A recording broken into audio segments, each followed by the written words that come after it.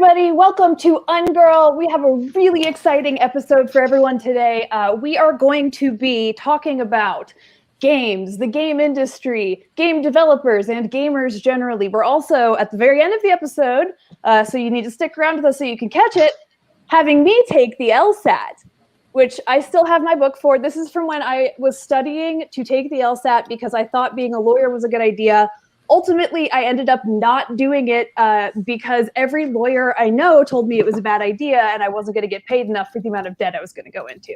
So let it be known, I have not looked at this book since about 2015, 2016, and I have no idea if it's still relevant. I'm not actually taking this very seriously. We're going to do I don't know, probably a section. It's mostly just to prove that the LSAT is way less about how good you are at logic. Literally anything, actually. Yeah, anything. Yeah. But also heard it here first. Law school is a grift. Law school, it's kind of a grift. But that's a whole separate everybody. conversation. Hi, I'm the person that's paid for and been to law school, and yes, it is. Yeah. In the words of one of my friends who's actually a lawyer now, no jobs, die alone. Quite, yeah. And so with us today, I'm an artist too. So with us today, we have Paul Byron, my co-host of the upcoming show. We're releasing our first season soon of Gay Space Communism. We have Ada Powers, who will soon be launching her own show on our network, looking for the beginning of next year. We have Ted Anderson from Tonight We Riot. And we have my partner, John, who is here mostly because he's really funny and knows a lot about video games. Hi, everybody. I don't, and I'm not. We also don't have enough beard individually to do a show about video games. So that's John true. I do have enough beard for all five of us. Nice. That's good because we really do need more beard content on this podcast generally. Yes. Yeah. So last night there were some awards. Turns out Game of the Year was not what anyone expected it to be, and in fact, that's right. Doom 64, 23rd year in a row. Yeah. Very, very strong showing last night at the Game Awards. No one would have guessed. Yeah, id Software is classic for the N64. So the real winner last night at the Game Awards was The Last of Us Part 2. It pretty much swept everything, and I disagree. I think it's not that The Last of Us is a bad game. And no, the first one's amazing. 2 is even a bad game. It's just the moral overtones of the sequel really kind of were weird and bad. Yeah, they do a lot of forcing you into these horrifically violent scenarios and then making you feel bad for taking part in them. It's like they force you to kill somebody to progress the story, and they're like, why would you do that? They had a family. They had 3 dogs. Here's a 20-minute video of their 3 dogs playing. Yeah. And it's just you can either give somebody the violent power fantasy, or you can give them an out and then shame them for taking the violent route if they fuck up. You can do Undertale, where it's you don't have to fight anything in the entire game, and you can win, and the best ending is if you don't fight anybody. Yeah, does that too. Deus Ex is you can kill whoever you want, but guaranteed later you're going to overhear someone talking, and it's my son didn't come home for dinner last night. I don't know what happened. And you're oh, I kind of slit his throat, sorry. Well, speaking of games that have a pacifist option, Tonight We Riot happens to be one of those games as well. It's, I think, an inherently good thing to create pacifist routes to victory in your games. Unless it's Doom, right? If it's Doom and the whole point is, angry man shoot gun, then angry man shoot gun. But it's okay if you're angry man shoot Nazi. Angry man talk it out with Hell Demon. Yeah, exactly. So, there are games where the violence is the point. And that's fine. I have 2 shotguns. They're both angry. I'm going to go throw a grenade in the basketball's mouth, and then I'm going to fight the big guy who has 2 guns grafted to each one of his arms and a third one coming out of his head. But that's fine. I mean, frankly, that person has something to be upset about. They have guns grafted to them. But even then you have Wolfenstein, where you can have senseless violence that still has a moral undertone, where it's I can turn off my brain and shoot Nazis. Sure. Yeah, why not? Totally. Then maybe there's an in-universe way to feel okay about that. Yeah, I tend to prefer the types of shooter games where they have they have like a sort of unpersoned enemy. Like, I mean, that's one of the reasons I gravitate towards Doom so much. Like, I don't like military shooters because it's like, oh, look, I'm just like a CIA guy. No, like, I like to be fighting. Like, yeah, like I want to fight. I don't care if my rifle is historically accurate load times. I want to shoot a plasma ball and then shoot that plasma ball with a plasma beam that then explodes it into a giant plasma bomb. Yeah, all I want from my you guys sound like the parents that made G.I. Joe have to make all those robot bad guys so they could shoot people. Yeah, it's like the European release of Contra, where they're like, okay, well, we're all robots and we bleed green. Or even like, you know, like Dusk, where you have like a weird sort of like cult of wizard people, but then you're also just fighting like rats. And like that stuff is fine to me. Like I like that layer of abstraction, but I don't want to just be like, I don't know that I want to play a violent shooter to be confronted with the reality of said violence. No, yeah, like I do enough understanding the difference in the real world to let me be the gunman. Let me have the power fantasy. And I think non-human enemies are a very good way to sort of make that power fantasy more palatable. Well, I mean, if I wanted to go to war as the American military, that's been available like my whole adult life. That's right. I could easily have done that, and I didn't because it doesn't. I'm a coward. I mean, it's fine. I have no compunction about this. Yeah, I mean, games are games, right? That's one of the sort of core things that we talk about a lot when we talk about gaming. It's like, it's not real. It's not supposed to be real. It's entertainment. It is designed to be wish fulfillment. It is designed to be power fantasy. It is not designed to be real life, and it shouldn't be. For example, Pandemic, a situation where the community comes together and addresses a global pandemic. That's a fun fantasy. Anyway, that'd be sorry. Ted, you got any takes on this one? What sort of informed y'all's decision to make a pacifist option? I think it was just kind of to put a cork in the discourse of people like looking at our game and having like a big decorum argument of like, well, so much for the tolerant left. Look at this violent game where they want to have a violent thingy do a violent thing. Mm-hmm. They'd be like, oh, tut tut. Surely we can just hug it out with some Nazis. Yeah, right. Nobody questions it when you're Nathan Drake and you're shooting a bunch of people like at some sacred burial site or something. But he has to get the treasure. I am going to steal these things and put them in a white man's museum. It's going to be great. Yeah. Yeah. Well, I mean, it speaks to, you know, the sort of cultural hegemony that defines all of our media, right? We have this very sort of pro-imperial propaganda machine in gaming. And also, I'm sorry, when did this start? Actually, last year. Oh. That's it. Oh, okay, great. Then it's it's really easy to get out. Nip it in the bud. Right? Yeah, totally. We can stop it now. Yeah, exactly. What I'm taking away from a game like The Last of Us 2 sweeping an award show is that I haven't heard an official conclusion to the R Games art debate, but we seem to tacitly agree that they can be. But where it's led to is now like Oscar bait games, the way they're Oscar bait movies, like this faux melodramatic emotional complexity standing in as high art. So now it's like whatever one can make you feel weird about playing it, but not in the real way. It's like, oh, this is an artsy game. Yeah, and it's like I don't want to like. I want to clarify too, like especially given that point, like what I was saying a minute ago. I don't think it's a very good look to sort of like be like, hey, I'm a white guy that plays games. My very first contribution to the show is keep politics out of my freaking video games. But it's just sort of like, it's like a Marvel movie sort of cynical approach to tackling progressive issues. That is like percolated into this like layer of corporate games. Ted, you had something to say? Yeah, it's kind of like, are you guys up on like watching that series, The Boys? Yes, I love The Boys. They do a really good job of talking about that as, you know, basically like kind of like woke politics as like consumer fodder. Yes. Yeah. Hollow notion with nothing really backing it, but they know it sells. And as opposed to being like an earnest, you know, venture, it becomes just kind of callous and gross.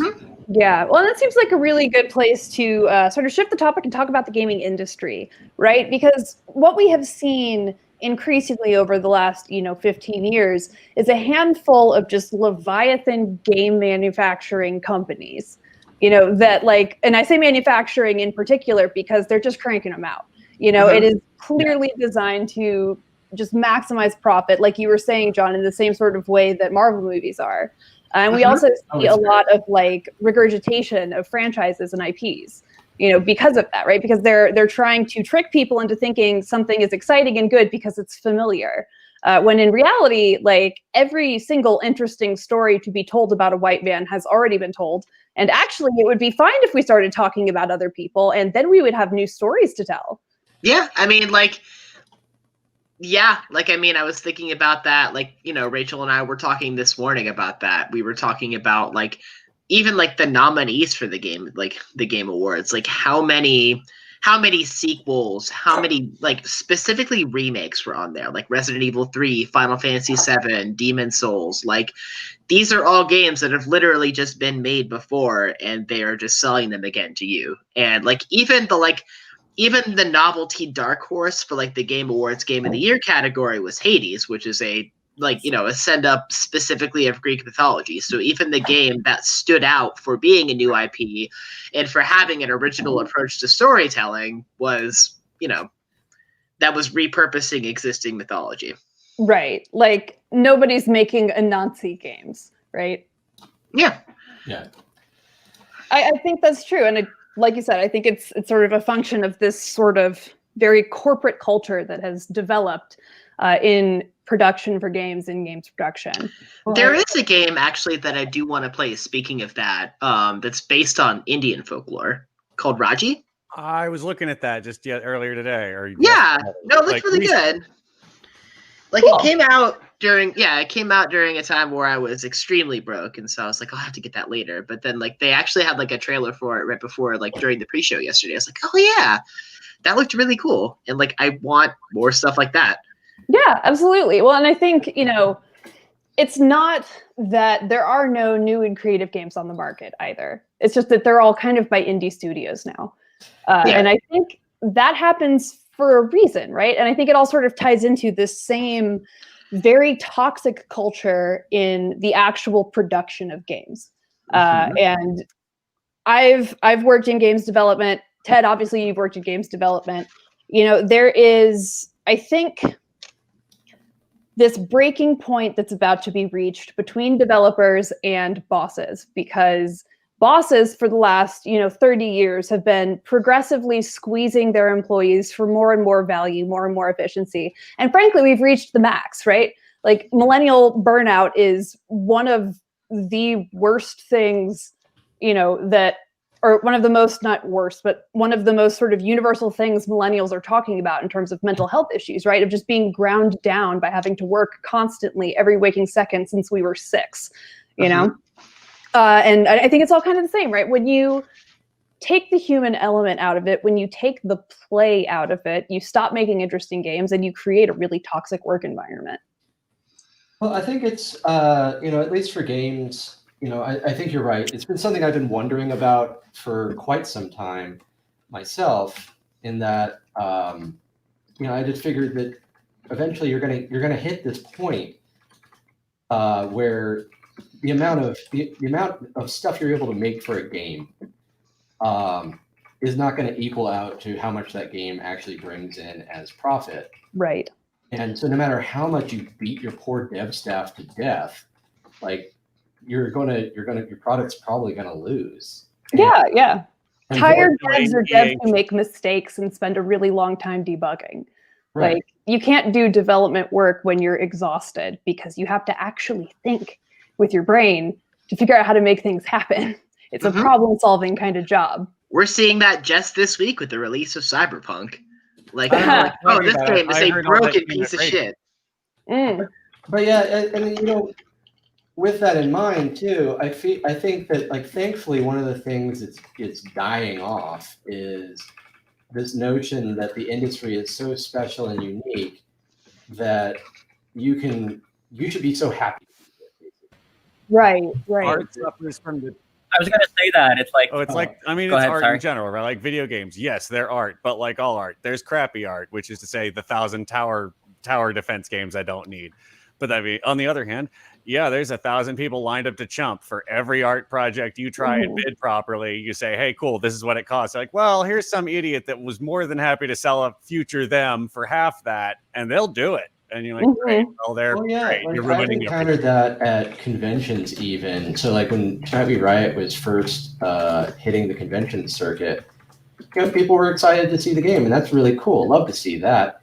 But I would encounter these kids, these people fresh out of college or whatever, and they would come up to me and they'd be really excited about the game, and they'd say, hey, I'd really love to work for you guys. I'll even work for free. And I was like, don't do that. Yeah.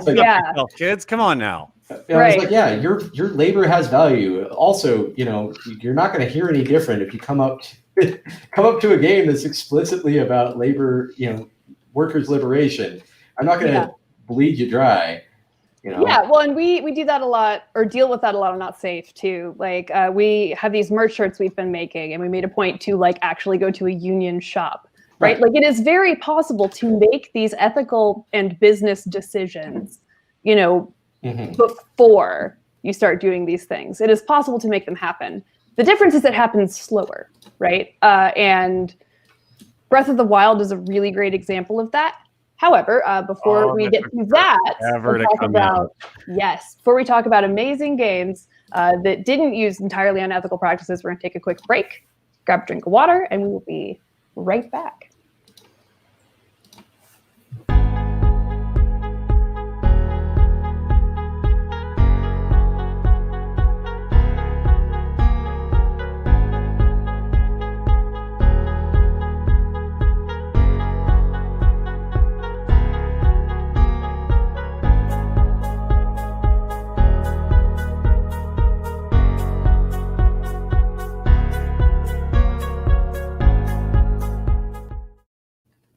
Okay, we are back. We're going to talk about games that have been made that aren't evil, what it's like to be a developer making games, where creativity is actually happening in the gaming industry. And then after that, one more time, just for everybody's fun and amusement, I'll be taking the LSAT. Go ahead, sorry. You go ahead. I've been playing Dead Cells, which is made by a French developer, Motion Twin. A thing I think is really interesting about them is they have a full co-op model for their game studio. It doesn't really scale, it seems. Like they've tried to keep it at 10 or so people. But that really stood out to me. I want to find out what other game studios are using those sort of equitable owning practices, especially if they have figured out ways to make it scale.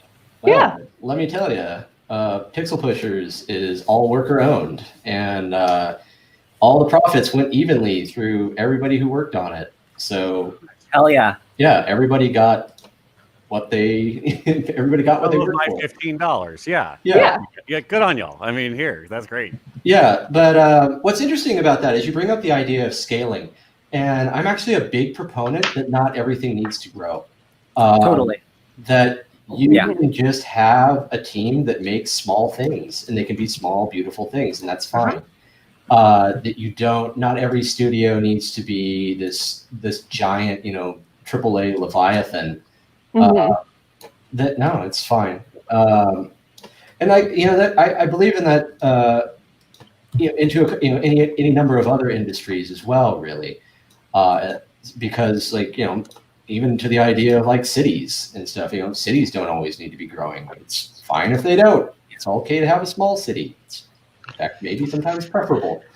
But yeah, it's interesting when you bring that argument up with other people, and their first inclination is to be like, whoa, no.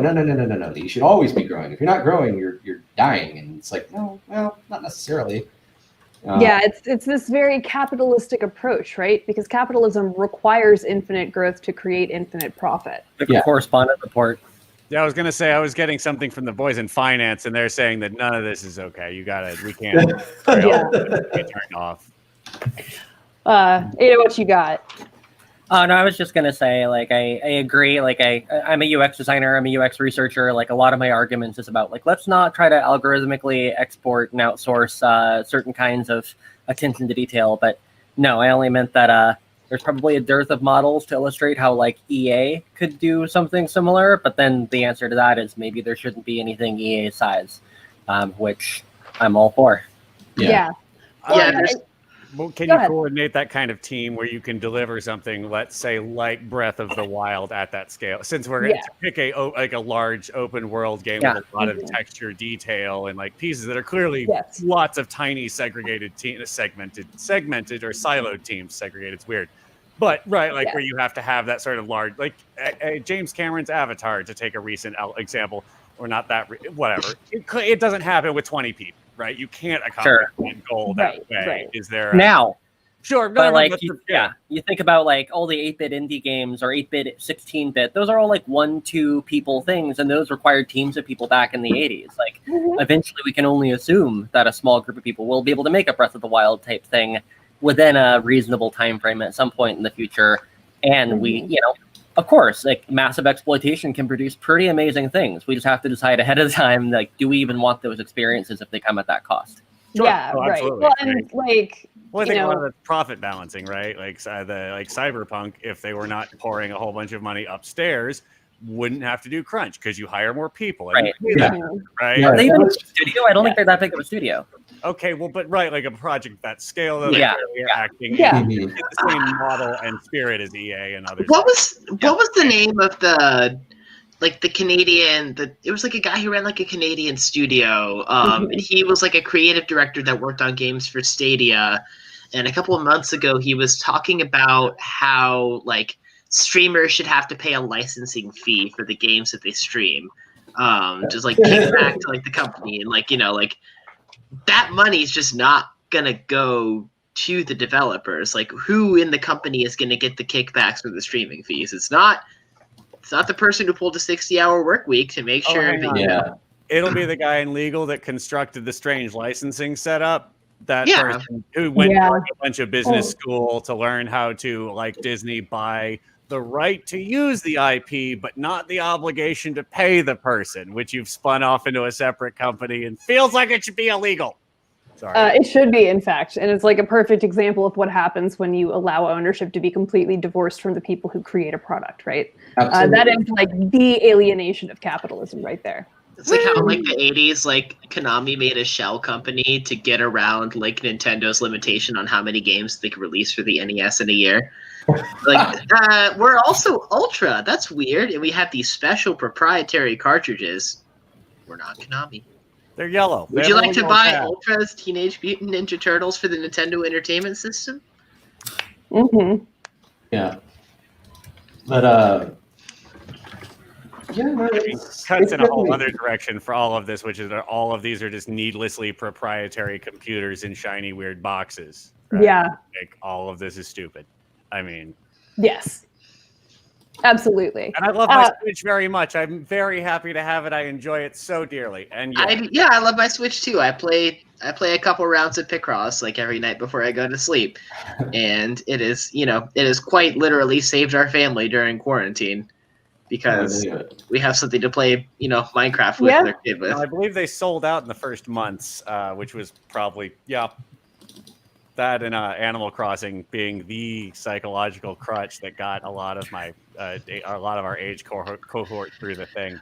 Yeah, it's okay. Yeah. I mean, I've moved on to Genshin Impact, which is a much less healthy psychological crutch, but it is more. Okay. I've picked up Tea Party Chess Time, aka Fire Emblem Three Houses, just recently. Oh, nice, very nice. So you'll see me again and never.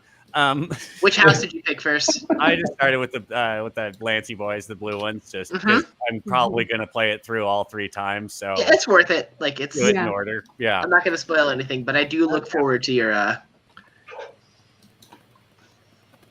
Ted, you were gonna say something insightful about the video game industry rather than things we enjoy. Yeah. No, it's kind of interesting, specifically talking about like, AAA studios and how, they work in regards to what the workers actually attain. Because that's definitely changed over time, even to the point where, like, whenever I first started working in the biz, I actually got like royalty checks off of a game. Weirdly enough, it was a game that like my artwork actually didn't even go into, which was funny. Because okay, so in full disclosure, it was Halo for the PC. And so while we were developing this, I was working on a map that was volcano themed.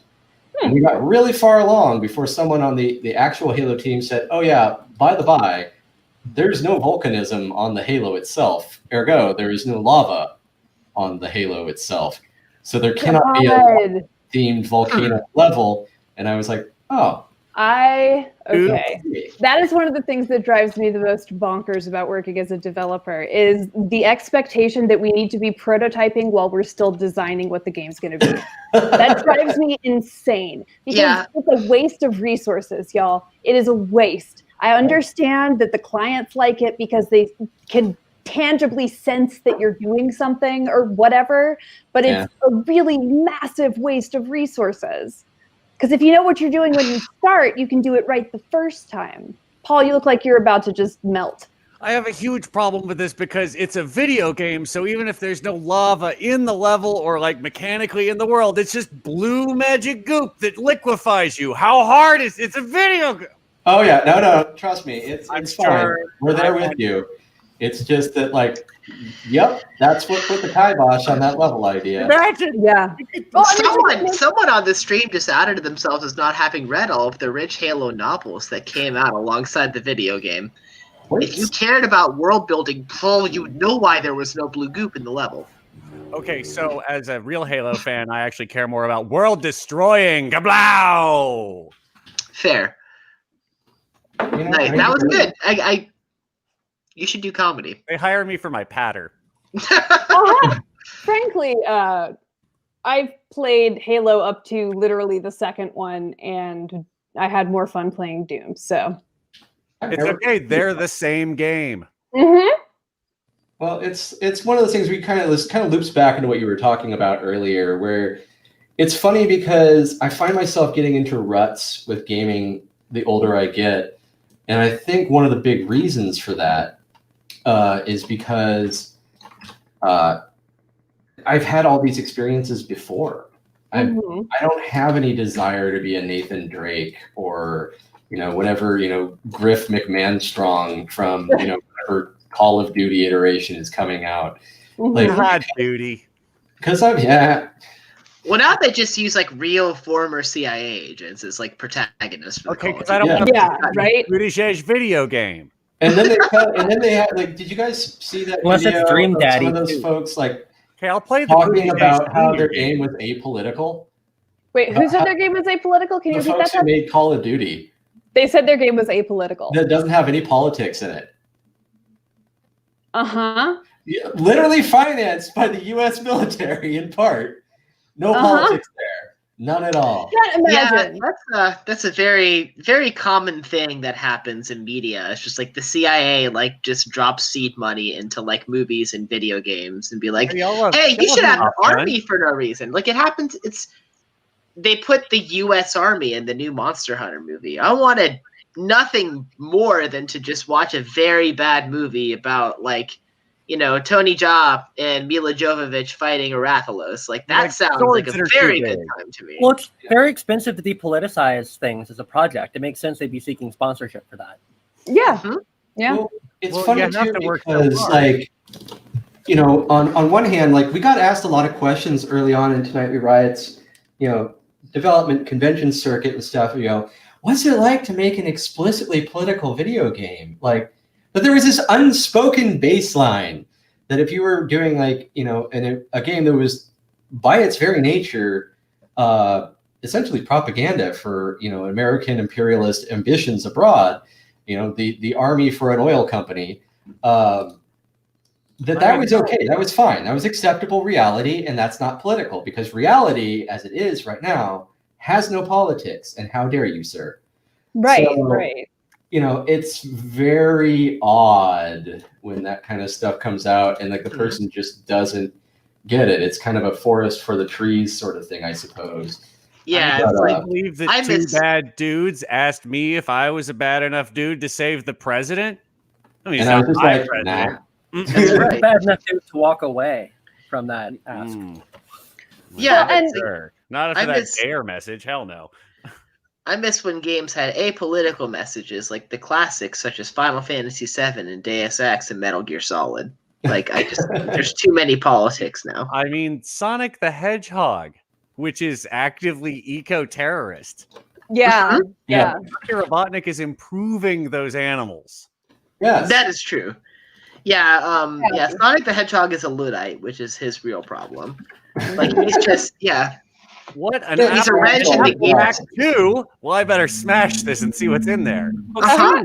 Yeah, he is a wrench in the gears of progress and must be exterminated at all costs. Yet interesting, he eats chili dogs, which are mass-produced by factories.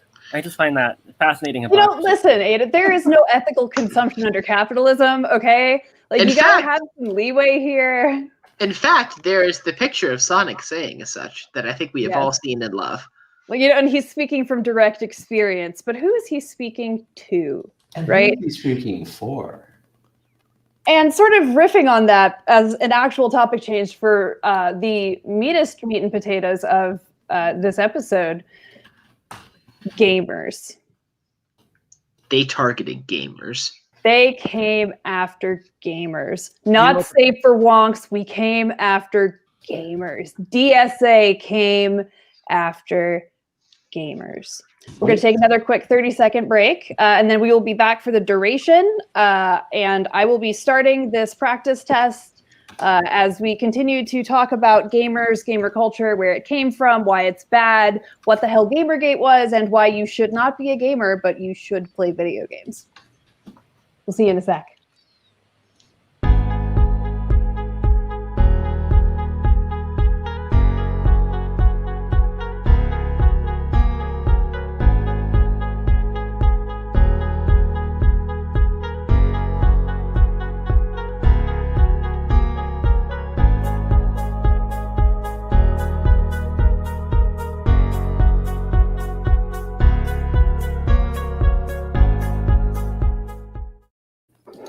All right, welcome back, everybody. We are going to come after gamers some more because they're bad, actually. And also, I have it pulled open to section 1 of this LSAT. I'm going to be doing section 1. It's timed for 35 minutes. I think I can probably get through the whole thing. So we're going to do that. We're going to talk about gamers, and we're going to talk about why they can die mad.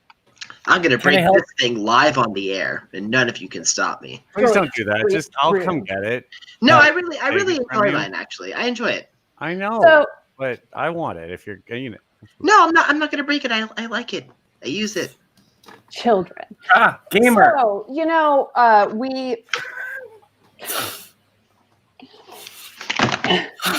is not certain to what extent, you know, gamers are like this because they've been propagandized by games, and to what extent, you know, these games are actively marketing to them. But we can say with a pretty high degree of certainty that if you self-describe as a gamer, there's an 8 out of 10 You've used a racial slur. Yeah. That. Yeah, you know, honestly, yeah, no, that about sums it up. If you call yourself a gamer, you have used racial slurs. We could probably get more nuanced, but why? No, let's get into it. Let's talk a little bit more. Like, gaming culture, I think, really did not... Well, it started with arcade culture, you know, and I think it has gotten progressively more, like, withdrawn and antisocial as time has progressed, actually, in spite of the sort of stereotype of the arcade nerd, right? Like, it seems like the longer it has progressed, the more the gaming community has sort of eaten itself and attacked itself. Is this a function of becoming a fandom, or is it is it specific to video games, or is this something that, like, okay, so the printing press comes out, pamphlets, and like you're able to make printed materials.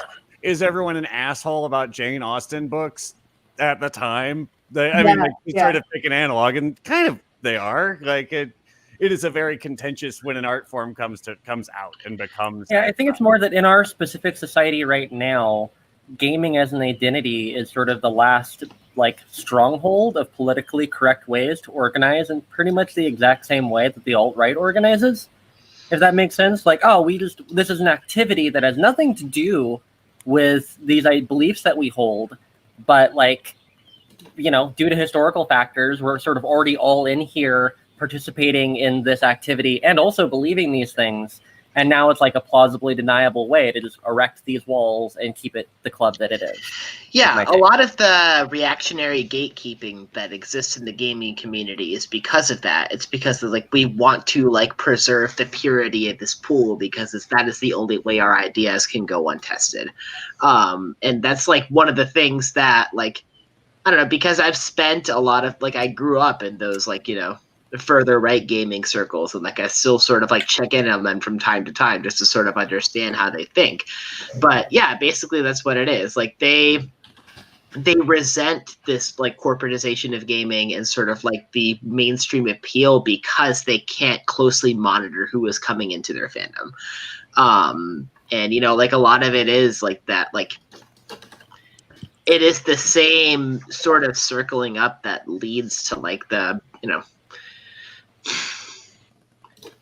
what I'm trying to get at is the like gamer to nationalism pipeline is not a coincidence. And I think I need a minute or two to sort of figure out exactly the words to like get there, but that's kind of the point that I'm going to be trying to make.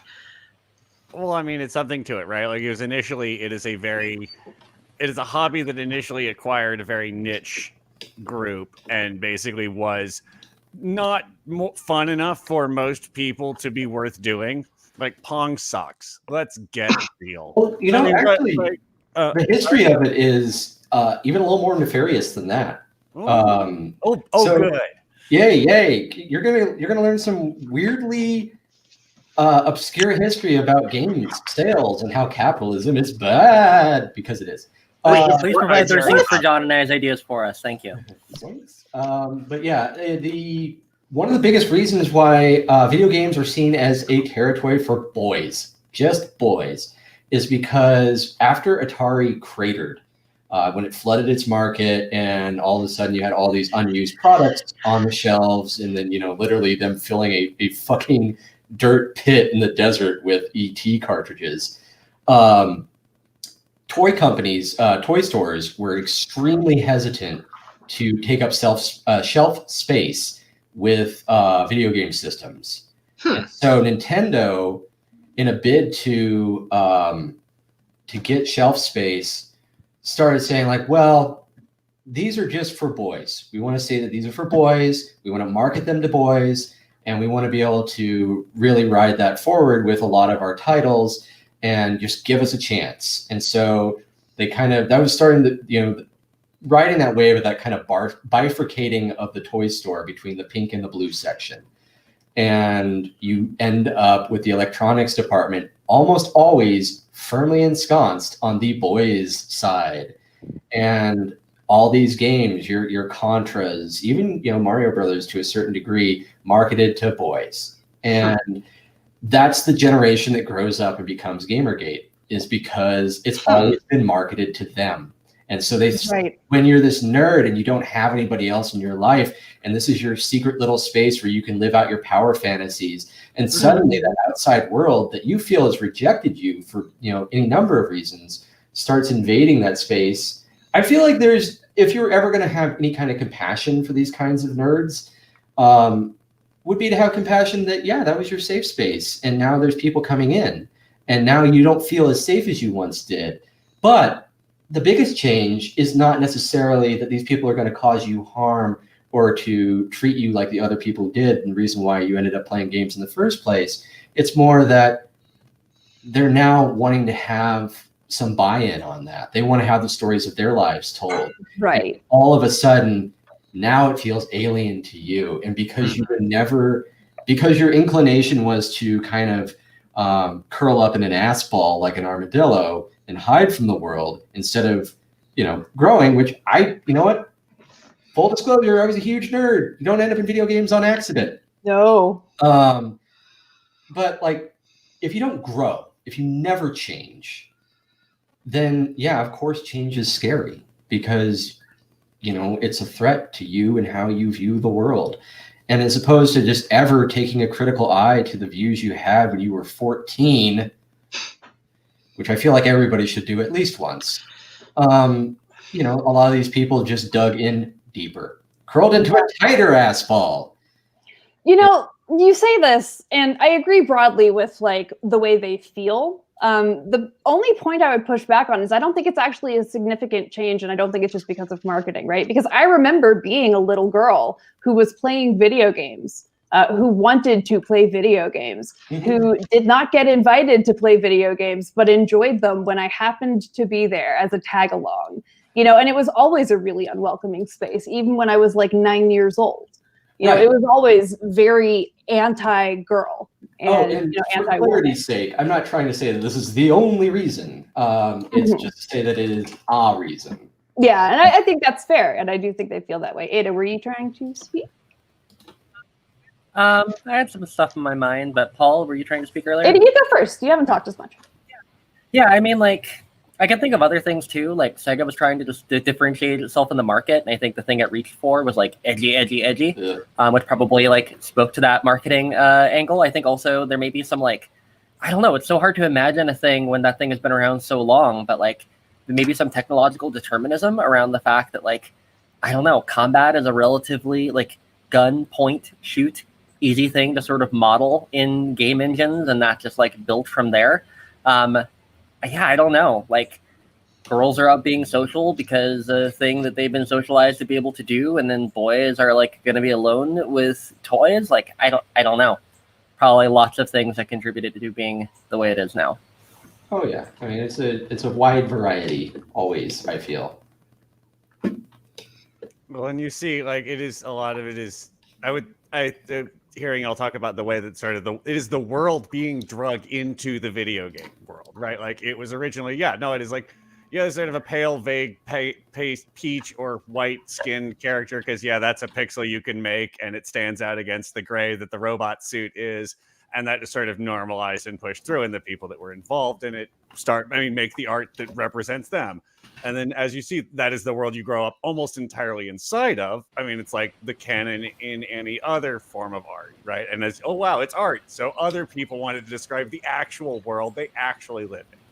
And this is extremely traumatizing if you've never heard a story about another person and couldn't come up with the idea that the aliens are also you or what, right? I mean, I think, but this is not a mind view and world set, as you said, that encourages you to go out and get into other stuff and like engage with other people because you don't have to. Well, and it's like none of the games that are produced even have split screen anymore. Like, because we all are supposed to have our own devices, right? The idea that you have a better off friend that has the entire Nintendo NES catalog, and you go over there and have like sleepovers, and that's fucking awesome. Yeah, I'm dating myself a lot, but let's move on with our lives. No, I remember those. Yeah, it was 16-bit era, but that era of that friend is how you got access to most of this. I mean, Sega apparently, just sent a kid to every dorm building with the whole package to give anyone access. Yeah. Imagine that being your job, like the Sega ringer. Hello, fellow college students. Hello. Like my Sega Genesis. Hi, I'm a 30-year-old software executive.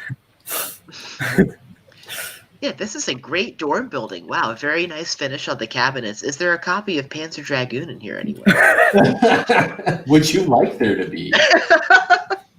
To your point earlier, Ted, I think I spoke about this on one of these previous shows. It's like, the sympathy for the devil sort of thing. Like, like modern leftist politics does want to decrease the standing of the role of the like typical white, straight, masculine person, but not to like grind into dust and obliterate.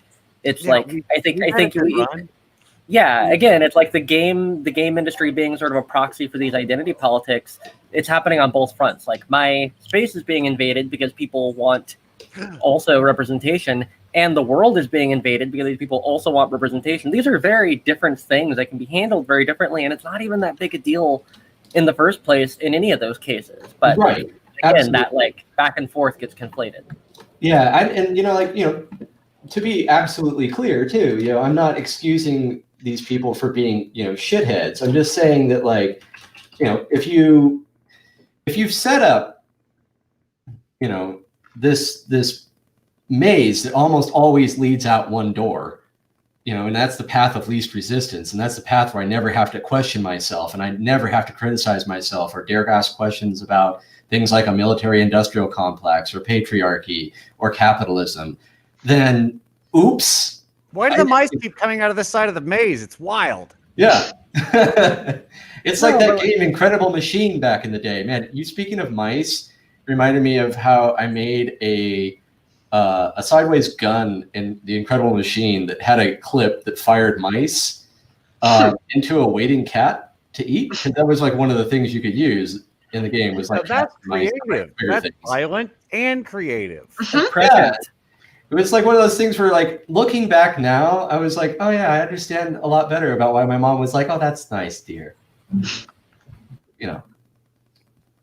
But I just want to award some bonus points to Alex for earlier saying "space invaded" with a straight face during the video game segment. Oh, did you mean me? Yeah. Oh, my name's Ada. I'm sorry, but yeah, Ada. I didn't even catch the pun. No, you're absolutely right. You threw out. I'm sorry, and I don't know why I said that. That's all right. Name at No, all. and like I sure, let's not give too much sympathy, but also like I think it's my issue with giving sympathy to people who are being jerks is not that those people shouldn't have sympathy, because they absolutely should. It's just that everyone who wants there to be sympathy for those people expect the people who are currently being fucked over to be the ones to sit and give it, and also wait patiently for things to get better. And like I have sympathy because, like, honestly, like, okay, I think I was doing maybe a little bit better than the average, but if I didn't eventually come to understand myself as a person who's currently marginalized in this society, I don't know that my prospects would have been like, I was fine, like I was okay. right. But like I definitely would have been a little bit more on the centristy, like, my big brain gives me some passes to make these moral decisions sort of thing. And, I feel like I got there. Other people can get there. I'm here with people who got there without having to grow tips. That's great. I'm happy for you. I needed to. Maybe other people can do it too. Yeah, I mean, like I started off my own political venture of being one of those, truly obnoxious, I'm a centrist because I've decided that being in the middle of actual Nazis and people who want healthcare is the smart man's way to be. Like, I found this chair that tennis refs use. I'm just going to plunk it down here, and I'm just going to climb up and yes, down there. I can look down on everybody. Yeah. It's wonderful. It's like, well, no, you have the coward's politics. You can't say yes or no, so you say maybe, which ends up only serving one side.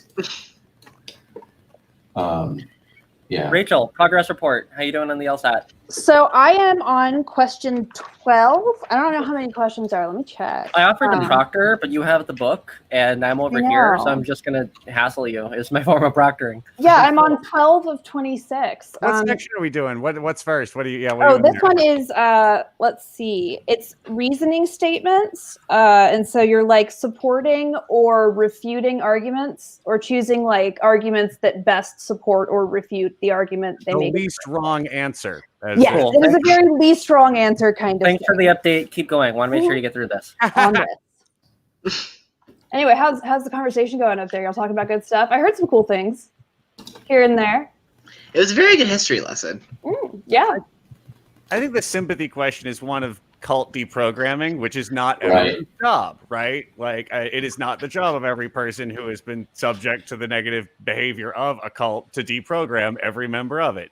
However, as a society, we need to deprogram these people, right? Yeah, and like ostensibly, or we need a plan for this model of behavior and way of thinking, which many of us get out of on our own. But if you're in the maze in that path of least resistance and nothing pushes you to a more difficult exit, all right, well, how do I tilt the maze the other way as a person participating in society and like making deplatforming people who use gamer words? Yeah. Sure. No, I'm here. I mean, yeah. Well, I think that's one of the reasons why you see so much pushback from the right about the idea of being quote unquote canceled by the cancel culture. And it's like, well, no, it's just people telling you you're an asshole and they don't want you at their birthday party. It's pretty much as simple as that. So either shape up or ship out. Like, the choice is yours, dude. You can either keep being a jerk and that no one wants to hang out with, or you can stop being racist. I think there's a long, tradition. sorry, it's the whole thing about like freedom of speech versus freedom from consequences. Right. Like, yeah, like no, like you weren't gunned down for, saying this stupid thing about games, but like, people can say that they don't want to associate with you for it. Yeah. I think there's Like, a it long is- history of learning just enough social justice language and leftist lingo to get squirrely with it. Like, you didn't suffer consequences. You were canceled. Yeah. Yeah. Like, free association means freedom to not associate as well. Yeah. It's like, it's like there's that what's it called? There was a good like webcomic version of it where it's like, they're not killing your speech, they're just showing you the door, basically. Like just saying like, yeah, well, we don't want to deal with that. Well, that assumes that they get punished in the first place. Half the time you get canceled, but no, you still have like columns and books and are on TV. You don't actually stop being on anything.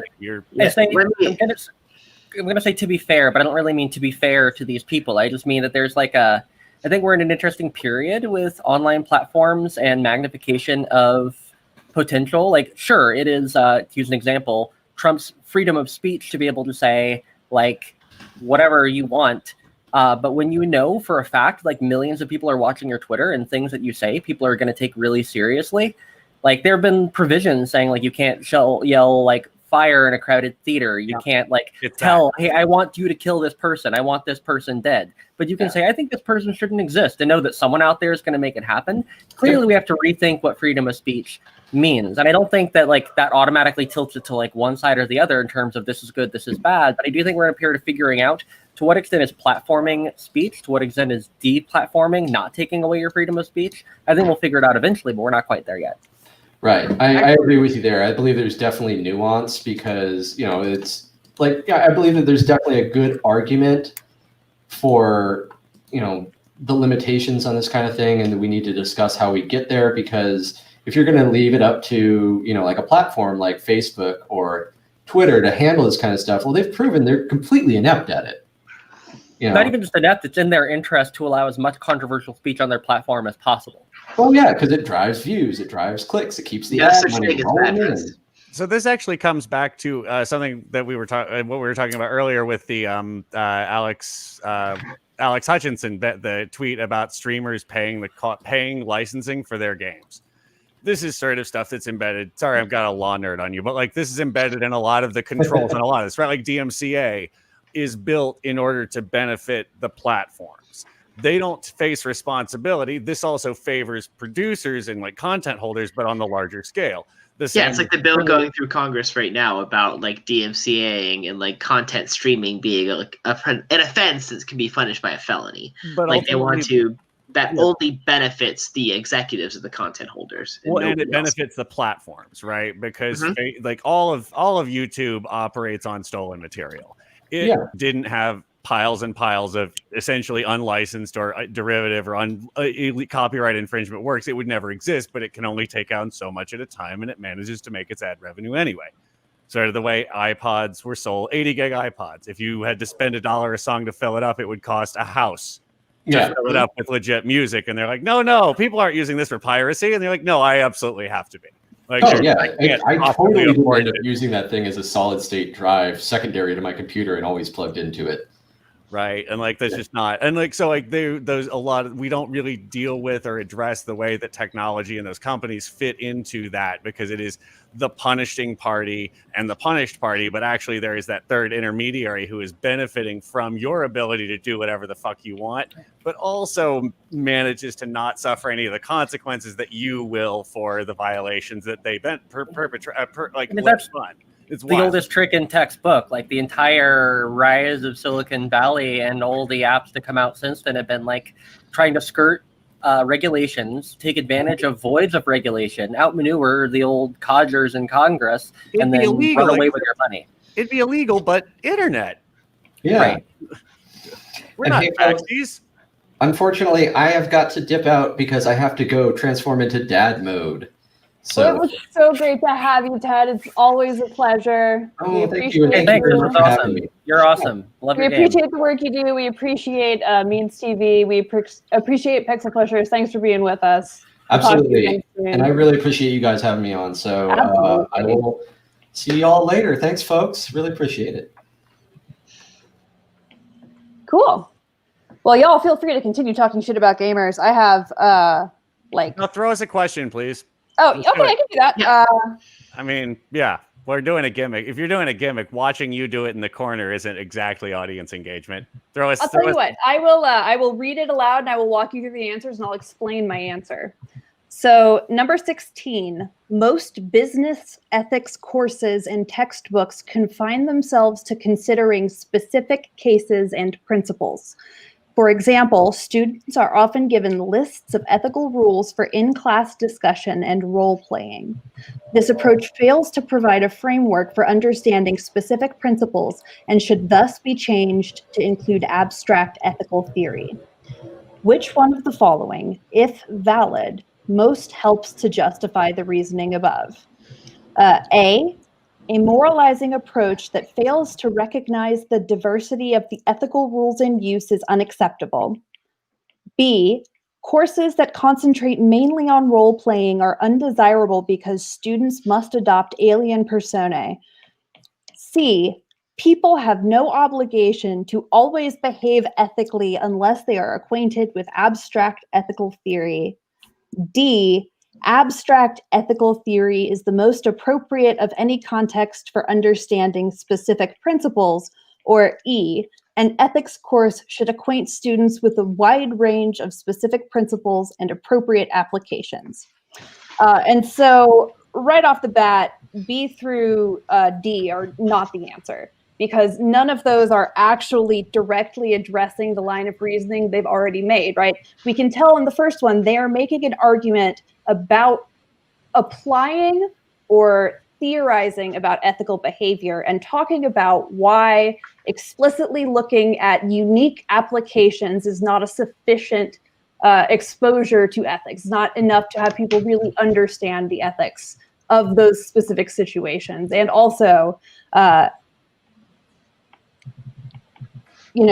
it's incomplete, basically. So A, it looks like it could be the answer, but this is actually the second best answer. A moralizing approach that fails to recognize the diversity of ethical roles in use is unacceptable. It's not really about moralization here, right? It is about diversity of opinion. So the actual answer is E. An ethics course should acquaint students with a wide range of specific principles and appropriate applications. And that's just sort of an example of the kind, these are all questions like this. Really, this is, I guess, for some people, a test of your ability to do logic, but for me, it's usually a test of my ability to read a paragraph quickly and focus. Obviously, if I'm reading it aloud, I do these things a lot slower. But, it goes without saying, right? Like, this is a gimmick. I'm doing it broadly just to prove a point that, like, you don't need to tell people you're smart, Like, if you're a smart person... This isn't proof of that.